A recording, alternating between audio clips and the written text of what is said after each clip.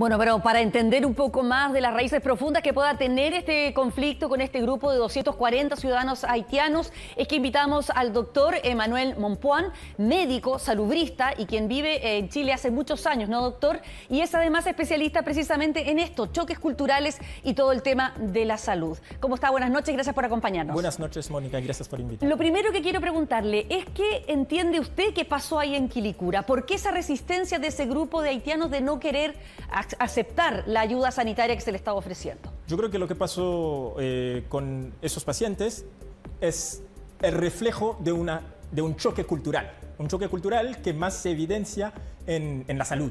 Sí. En la salud porque mayormente se tiende a creer que los pacientes haitianos tienen una misma cosmovisión, una misma forma de entender el proceso de salud de enfermedad o una misma representación cultural en salud que los chilenos. O sea, no es un problema de lenguaje.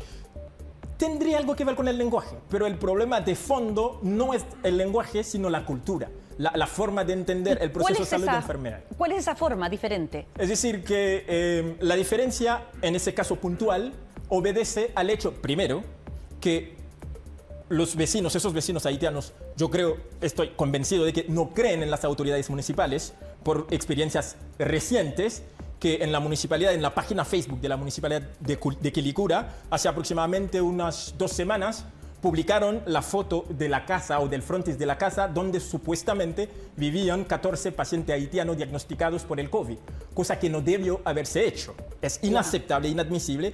Para nosotros es una expresión de racismo puro, de racismo biologicista, etc. Pero también obedece al hecho de que ellos, al no creer en las autoridades municipales, al no creer en ningún tipo de figura de autoridad a nivel de la municipalidad, por lo que le mencioné, pero hay otros casos también, ¿sí? Ellos desconocían, no querían aceptar el diagnóstico que esas mismas autoridades le estaban entregando. Y muchas personas dicen, no, lo que pasa es que ellos no creen que los negros pueden tener la enfermedad. Obviamente es un rumor que corrió, pero al final yo creo que puede haber algunos que no lo creen, pero el grueso de ellos no creen en el diagnóstico desde mi punto de vista porque no creen en las autoridades municipales, porque tienen muy mala experiencia y una experiencia muy pésima con las autoridades municipales hace poco. Hay también diferencias en cómo ellos entienden o cómo la cultura haitiana entiende la enfermedad, el estar amenazado de muerte por una enfermedad, de poder perder la vida si no se cuida. Sí, obviamente. Nosotros tenemos nuestra manera de entender, es cultural, de entender el proceso, estar enfermo, estar con buena salud o estar teniendo su vida corriendo riesgo.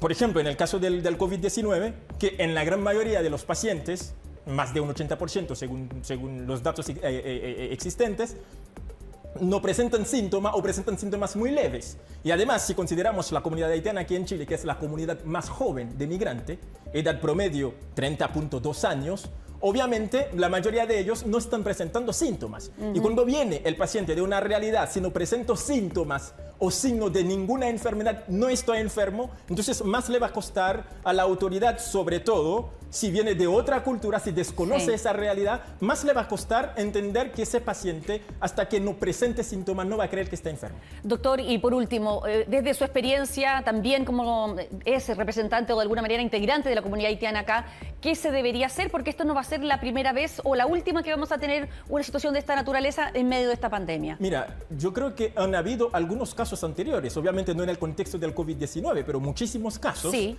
Pero yo creo que lo que no se debe hacer, porque no estoy para dar lecciones, sino mi punto de vista es considerar primero que si bien es muy positivo que existan facilitadores para facilitar la comunicación, pero poner más énfasis en que el rol del facilitador obedece más a una necesidad por facilitar una comunicación más desde lo cultural que desde lo lingüístico.